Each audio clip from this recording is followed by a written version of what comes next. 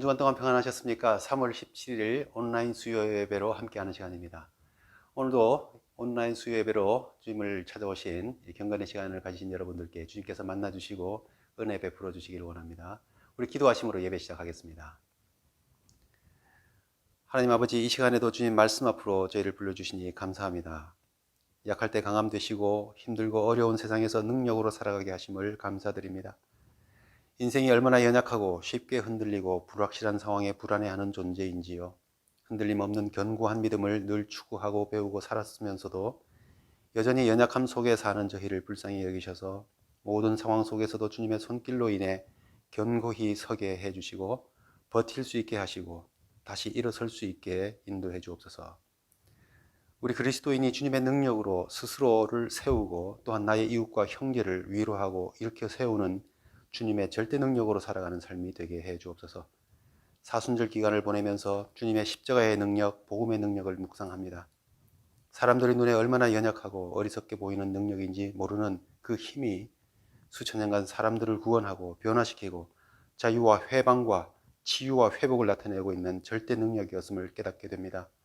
그럼에도 불구하고 점점 저희에게서 그런 절대적인 능력이 사라져감을 봅니다. 맛을 잃은 그리스도인, 맛을 잃은 교회의 모습이 되어가고 있습니다. 저희의 연약함을 고쳐주셔서 다시 한번 맛을 내는 그리스도인 주님의 교회가 되게 해 주옵시고 주님의 절대적인 능력을 나타내는 저희가 되게 해 주옵소서. 이제 힘든 시기를 한 걸음씩 이겨내고 함께 모여 예배 드릴 수 있는 날을 주시니 감사합니다. 우리 모든 성도들이 어디서 어떤 모습으로 예배를 드리든 우리 하나님을 예배하는 일을 통해 우리의 신앙을 잘 지켜내게 해주시고 아직도 완전해지지 않은 이 질병의 상황을 다 극복할 때까지 우리 모든 성도들의 안전과 건강을 보호해 주옵소서. 아픔 가운데 있는 지체들에게 주님의 빛을 비추사 회복과 치유를 얻게 하시고 삶의 모든 필요를 채워주시고 주님을 항상 중심에 모시고 주님의 사랑으로 한 마음 되는 화목한 가정, 화평한 교회 되게 인도해 주옵소서. 오늘도 이 영상을 통해 예배드리며 시간을 주님께 드리는 성도들의 마음과 정성을 기쁘게 받아 주옵소서. 예수님 이름으로 기도드리옵나이다. 아멘. 찬송가 309장 목마른 내 영혼 함께 찬송하겠습니다.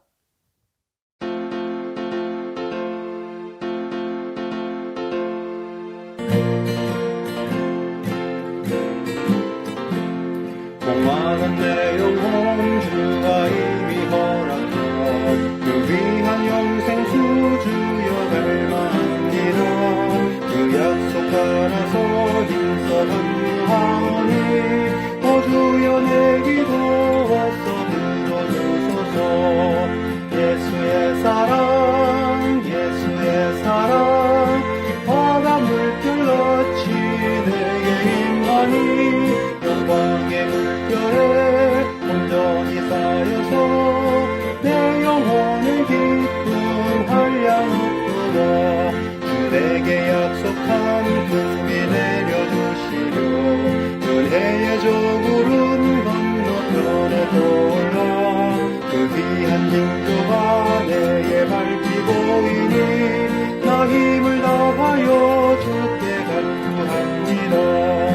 예수의 사랑 예수의 사랑 바다 물결같이 내게 임하니 영광의 물결에 온전히 쌓여서 내 영혼의 기쁨 한량없도다. 은혜의 소낙비 지금 묵적히 내려 구원의 큰 강물 흘러 차고 넘쳐서 내 추한 모든 죄 모두 씻어버리니 나 지금 은혜를 중화하게 바랍네. 예수의 사랑 예수의 사랑 바다 물결같이 내게 임하니 영광의 물결에 온전히 쌓여서 내 영혼의 기쁨 한량없도다. 그 차고 넘치는 주의 은혜의 물결 힘차게 밀려와 내게 만족합니다. 오 할렐루야로 주를 찬송하오니 내 맘의 기쁨이 항상 충만합니다. 예수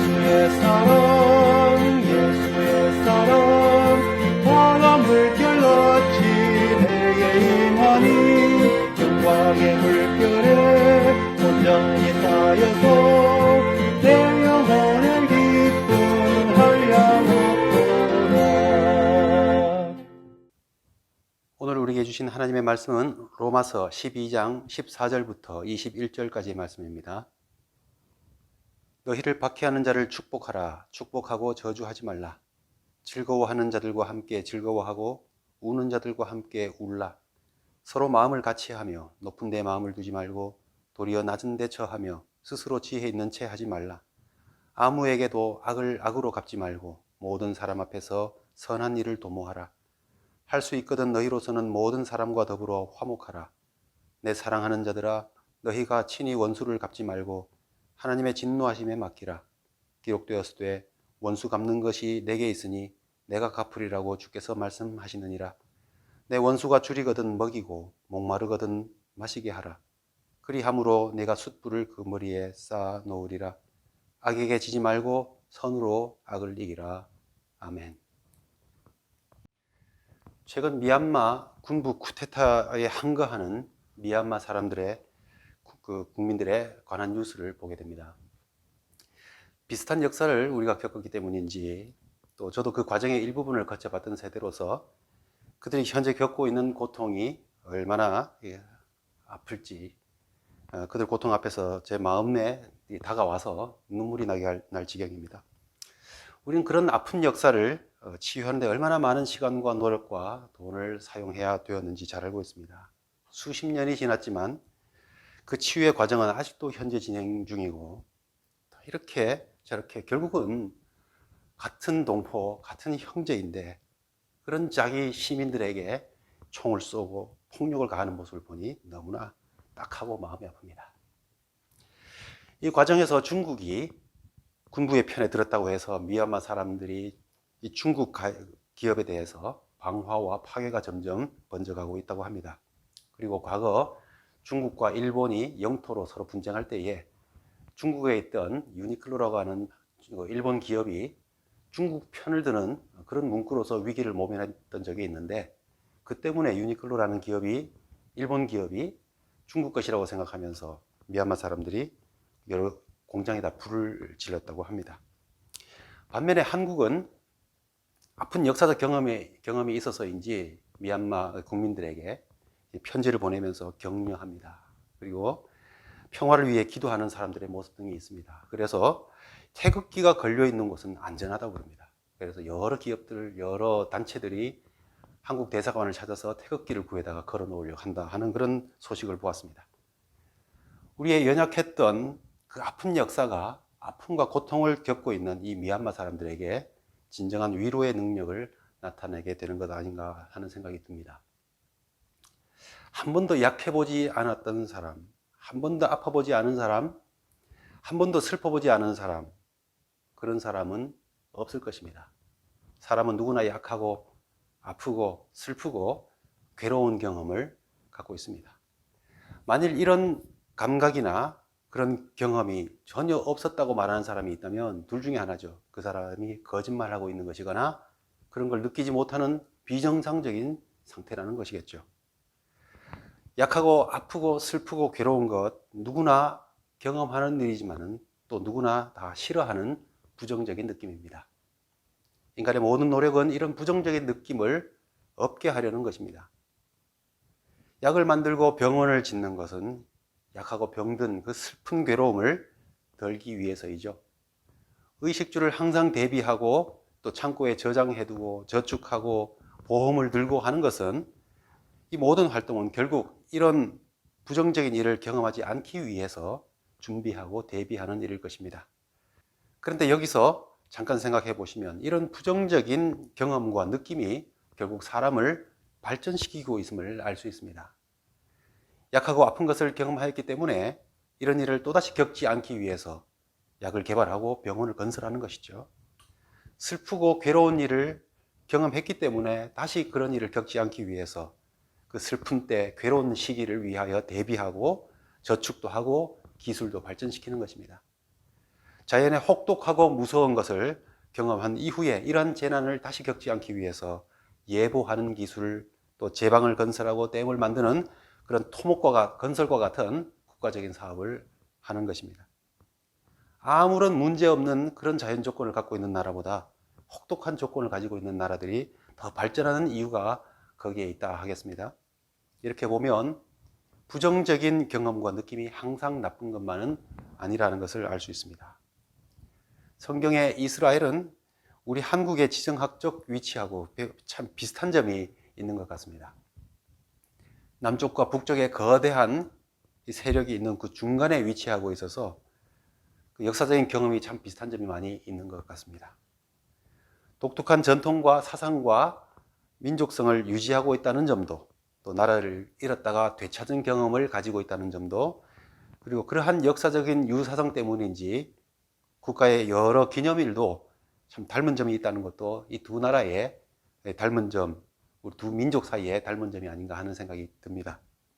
그만큼 우리가 성경을 마음으로 받아들이고 또 어려운 처지에 있는 나라들이나 그 사람들에 대해서 복음의 능력으로 그 필요한 사람들의 필요에 민감하게 반응할 수 있는 원천적인 능력을 우리가 갖고 있는 것 아닌가 하는 생각을 할 때가 많습니다. 그러고 보면 우리의 아픈 역사가 결코 슬픔이나 연약함으로 끝나는 것이 아니라 오히려 능력으로 나타날 수 있는 그런 힘이 된다는 것을 깨닫게 됩니다. 그래서 한반도의 지정학적인 위치, 지정학적인 위기는 곧 기회가 될 수 있다는 말도 하는 것이죠. 이런 힘은 항상 강했던 나라, 한 번도 약한 나라가 아니었던 나라는 잘 알기 어려운 능력입니다. 위대한 인물, 혹은 왕이 되려는 사람, 아니면 오늘날 어떤 기업을 이어받는 사람, 그런 사람들은 항상 익숙했던 이 강자의 자리, 강자의 힘을 내려놓고 가장 낮은 삶을 경험하게 하려고 합니다. 그 과정을 통해서 진정한 힘을 갖추려고 노력하는 것이죠. 그래서 후계자 교육을 할 때에 마치 기본 과정처럼 바닥부터 해보라고 말하고 있습니다. 이것은 무엇을 암시합니까? 절대 강자가 가지는 우월감이나 그 힘으로부터 나오는 그런 능력이 사실은 절대 강자의 능력, 절대 능력이 아니라는 것을 증거하는 것 아니겠습니까? 세계 최고라 하는 모든 것, 돈의 힘, 권력의 힘, 신분의 힘, 이런 것들은 사실상 가장 참 위력이 강하지만은 절대 능력은 아니라는 것입니다. 사람들은 그것을 잘 알고 있기 때문에 제대로 교육시키는 사람들은 그런 강함을 내려놓고 가장 낮은 그 약함으로부터 배우라고 하는 것입니다. 그리스도인의 절대 강자의 능력, 절대 능력은 무엇입니까?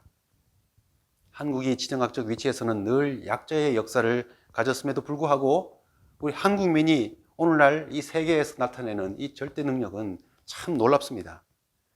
어떻게 이렇게 특별한 자원도 없는 작은 나라가 또 이렇게 별로 주목받을 것 같지 못했던 그런 나라가, 주목받지 못했던 나라가 또 동족 상전의 그 비극 앞에서 처참하게 파괴되었던 나라가 오늘날 이렇게 세계의 모든 영역에서 상위권에 이름을 올리고 사람들의 관심을 받는 나라가 되었느냐 하는 것입니다. 어디서 그런 힘이 있었느냐는 것이죠. 이러한 특성은 이스라엘과 한국이 참 비슷하다고 느끼는 점 중에 하나가 아닌가 하는 생각도 드는데요. 한마디로 한국은 5,000년 이상의 역사 속에서 그토록 강한 나라들과 민족들 사이에서 굳세게 견디고 버텨내면서 오늘날까지 왔습니다. 몇십 년 반짝하는 많은 강대한 나라들이 있었지만 그런 나라들보다도 그 모든 힘들을 견뎌내면서 여전히 자기 정체성, 자기 본연의 모습을 지키고 유지하며 살아가고 있다는 것, 이것이 정말 힘을 보여주는 것입니다.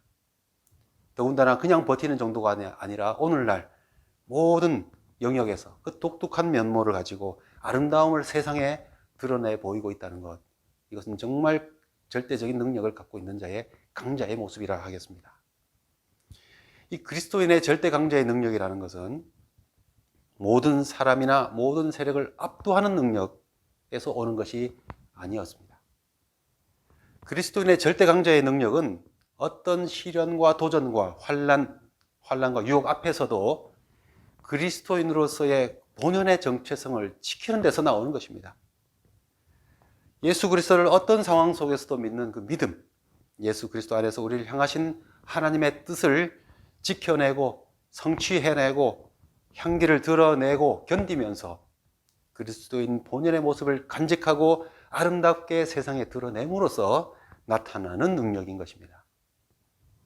그 과정에 슬픔이 있고 억울함이 있고 아픔이 있지만 우리가 그것을 이겨내고 견뎌내고 오히려 같은 아픔을 겪는 사람들과 나라들과 민족들을 향하여서 위로하고 격려하고 도와줄 수 있는 그것이야말로 절대 강자의 능력이라 하는 것입니다. 이런 면에서 초두에 말씀드렸던 이 미얀마 사태를 보면서 중국이나 미국이 아니라 우리 한국인들이 그들의 고통을 진심으로 이해하면서 위로하고 실제적이고 구체적인 아픔을 알고 이 정치적으로 뭉뚱그린 위로가 아닌 정말 진정 어린 그런 위로를 줄 수 있는 힘이 우리에게서 나오고 있는 것 아닌가 하는 것입니다. 그래서 우리나라가 미얀마 사람들에게 있어서 실상은 절대 강자의 모습으로 나타나고 있는 것 아니냐 하는 것입니다. 만일 소금이 그 맛을 잃으면 무엇으로 짜게 하리요? 다만 밖에 버려져서 사람들에게 밟힐 뿐이니라. 우리 예수님께서 제자들을 향해서 제자들의 참된 능력은 그 절대적인 능력은 소금이 소금의 맛을 내는 데 있는 것이라 라고 말씀해 주고 계신 것입니다. 그리스도인의 능력은 결코 돌로 떡을 만드는 데서거나 높은 곳에서 뛰어내려도 다치지 않는 그런 능력에 있는 것이 아니라 슬픈 자와 함께 슬퍼하고 우는 자와 함께 울라고 하신 하나님의 말씀의 능력이 있다고 말씀하고 있는 것입니다. 예수님의 그리스도로서의 능력은 그런 세상적인 화려한 능력, 화려한 파워를 하라는 그 사단의 유혹을 물리치실 때 드러나기 시작하셨습니다. 사람들의 아픔과 슬픔을 보시면서 심령의 비통히 여기시고 불쌍히 여기셨다라고 하셨습니다. 그런데 여우도 굴이 있고 새들도 깃들 곳이 있지만 인자는 머리 둘 곳이 없다 하시면서 사람들 사이에 거하시고 죄인들과 함께 하시면서 죄인들의 그리고 약한 자들의 아픔과 그 고통을 아시면서 그들을 정죄하고 멸시하던 바리새인들과 권세자들의 위선을 오히려 꾸짖으실 때에 주님의 능력이 나타났습니다. 그리고 마침내 모든 사람들을 구원하시려는 하나님의 뜻을 기쁘게 순종하여서 십자가에 달리셔서 우리의 모든 죄를 자신의 한 몸으로 다 감당하시며 죽음을 받아들이실 때에 거기서 최고의 절정의 능력으로 나타났습니다. 그리고 이 모든 능력을 부활하심으로써 완성하셨습니다. 오늘날 저를 포함한 많은 그리스도인들이 예수님의 절대 강자의 능력, 그리스도인의 절대 강자의 능력을 잊어버린 것 같습니다. 사단이 유혹하였던 떡과 세상의 영광과 세상적인 성공과 권세로서 그것이 마치 세상을 구원하는 능력인 것처럼 생각하는 것 같습니다. 다들 권력자나 기업가나 성공자로서 세상을 구하겠다는 그런 생각을 갖고 있는 것 같습니다. 적극적으로 그렇게 생각하거나 동의하지 않으신 분들이라도 예수님의 삶 앞에 우리의 삶을 갖다 놓고 이렇게 비교해 보면 우리가 얼마나 예수님의 절대 강자의 능력이 아닌 이 세상의 능력에 가깝게 살아가고 있는가 금방 깨닫게 됩니다. 성전을 깨끗하게 하실 때에 하나님의 집에 대한 열심히 그를 삼키리라 하신 말씀을 이루려 함이라. 성경은 그렇게 말씀합니다. 우리는 하나님의 교회에 대해서 예수님만큼의 열정과 열심을 갖고 있는지 오히려 우리는 그러한 열심과 열정을 잃어가고 있습니다. 예수님 스스로가 성전이시기 때문에 굳이 예루살렘 성전을 필요로 하지 않으시지만 그러나 하나님께서 사람들을 만나시고 축복하시려고 세워주신 그 성전을 깨끗하게 하시기 위해서 그 권세자들의 서슬퍼런 시선을 아랑곳하지 않고 열정을 보이셨던 예수님입니다. 그런데 우리는 세상의 이런저런 이유로서 나만 신앙을 지키면 되지 하는 그런 모습으로 하나님께서 피로 값주고 세우신 교회를 사랑하고 소중히 여기는 일에 열심을 잃어가고 있습니다. 나가기 싫은 이유, 미워할 이유, 봉사하지 않을 이유는 잘 찾고 확인하고 세고 있지 않습니까? 그러는 동안 교회의 능력은 없어져 가고 맛은 이루어져 가고 있는 것입니다. 예수님께서 오병이어로 사람들을 먹이실 때에도 사람들을 불쌍히 여기는 마음에 그들을 먹이려고 하는 마음을 갖고 계셨지만 예수님께는 그만한 돈이 없었습니다. 그럼에도 불구하고 예수님은 그들을 하나님의 능력으로 먹이시려고 하셨습니다. 그래서 예수님을 찾아온 그들에게 그 작은 것으로서 수많은 사람들을 먹이셨던 것이죠. 그리고 이제 스스로가 모든 사람의 생명을 위한 생명의 참된 떡이 되려 하신 것입니다. 그러나 오늘 우리는 사람들을 먹이는 일에 있어서 내가 예수님을 따라 다른 사람들을 위한 생명의 떡의 역할을 하겠다고 생각하는 것이 아니라 자기 도시락을 내놓았던 그 소년의 모습만큼도 되지 못하고 내 것으로 내가 배부르게 사는 일에만 집중하고 있다는 것이죠.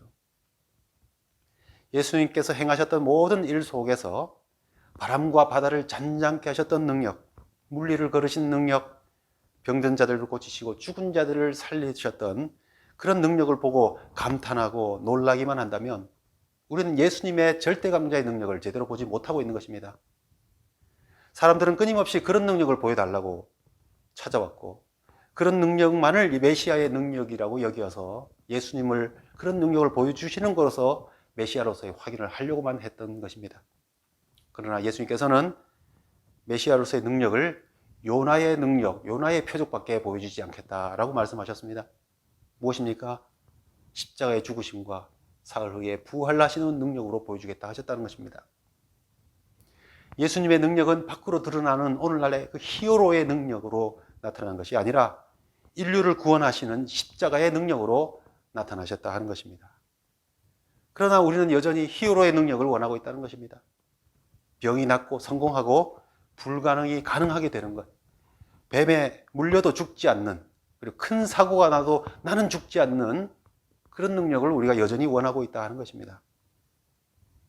예수님의 삶을 묵상하면서 오늘 우리의 삶을 하나하나 비추어 볼 때에 우리는 얼마나 변질되었는지 깨닫게 됩니다. 세상이 말하는 능력을 그리스도의 능력으로 삼으려고 합니다. 나도 부자가 되어서 사람들을 구제함으로써 그리스도인의 능력을 보여주겠다. 내가 높은 권세자가 되어서 정치적인 능력으로서 파워로서 수많은 사람들의 복지를 위해서 일하겠다. 봉사하겠다. 내가 깊은 학문과 기술을 배워서 과학과 기술로서 사람들을 세상에 기여하겠다. 다 이렇게 말합니다. 고귀하고 참 좋은 목표이지만 이것은 그리스도인의 절대적인 능력이 아닙니다. 사도 바울은 고백하였습니다. 십자가의 도가 멸망하는 자들에게는 미련한 것이요 구원을 받는 우리에게는 하나님의 능력이라. 기록된 바 내가 지혜 있는 자들의 지혜를 멸하고 총명한 자들의 총명을 폐하리라 하였으니 지혜 있는 자가 어디 있으며 선비가 어디 있느냐. 이 세대의 변론가가 어디 있느냐. 하나님께서 이 세상의 지혜를 미련하게 하신 것이 아니냐. 하나님의 지혜에 있어서는 이 세상이 자기 지혜로 하나님을 알지 못하므로 하나님께서 전도에 미련한 것으로 믿는 자들을 구원하시기를 기뻐하셨도다. 유대인은 표적을 원하고 구하고 헬라인은 지혜를 찾으나 우리는 십자가에 못 박힌 그리스도를 전하노라. 내가 복음을 부끄러워하지 아니하노니 이 복음은 모든 믿는 자에게 구원을 주시는 하나님의 능력이 됨이라 라고 하였습니다. 사람들에게 떡이 필요하고 화려한 능력과 기술이 필요하지만 그것은 언제든 자기 영광, 세상의 영광으로 변질될 수 있는 연약한 힘들입니다. 예수님께서도 세상을 섬기시는 동안에, 이 세상에 계시는 동안에 그러한 능력을 사용하셨지만 사단의 유혹을 물리치실 때에 완전히 서열 정리를 해버리셨습니다. 그것들은 세상을 구원하는 도구가 될 수는 있지만 세상을 구원하는 하나님의 능력, 메시아의 절대적인 능력이 아니라는 것입니다. 오직 하나님의 말씀만이 절대적인 능력, 절대 강자의 힘이라고 하신 것입니다.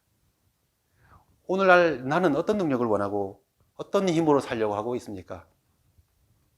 나는 그리스도인의 절대 능력을 잘 보존하고 있습니까? 나는 세상의 모든 상황 속에서도 그리스도인의 본연의 아름다운 능력으로서 그 정체성으로서 절대 능력을 나타내고 있습니까? 스스로 자신에게 물어보아야 하겠습니다. 오늘 본문의 말씀은 현재 세계에서 일어나고 있는 수많은 연약함을 보고 또 경험하면서 그런 세상을 살아가는 연약한 존재로서 우리가 이 어려운 상황 가운데서도 어떻게 그리스도인의 본연의 힘을, 그 절대적인 능력을 보여주며 살아갈 수 있는지에 대해서 가르쳐주고 있습니다. 사도 바울은 로마서를 통해서 믿음으로 말미암는 구원, 즉 이신칭의 교리에 대해서 잘 설명해 주고 있습니다. 복음의 본질에 대해서 잘 가르쳐 주고 있는 것이 로마서라고 말하고 있습니다. 마틴 루터는 로마서는 신약의 으뜸이요 복음을 가장 잘 설명한 서신이다라고 말하고 있습니다. 로마서를 잘 알면 기독교를 알게 된다고도 말합니다. 그런데 이러한 복음, 이 로마서가 1장부터 11장까지는 그러한 교리적인 측면을 잘 설명하고 있지만 12장 이후, 오늘 읽은 본문 포함하는 12장 이후는 실천에 대해서 나누고 있다는 것을, 설명하고 있다는 것을 간과할 때가 있습니다. 교리만 생각하고 실천은 무시하는 경향이 우리에게 있다는 것입니다. 우리는 많이 들어본 이야기는 다 안다고 착각하는 경향이 있죠. 그래서 아는 이야기를 하려고 그러면 다 안다고 다음 넘어가라고 말하죠.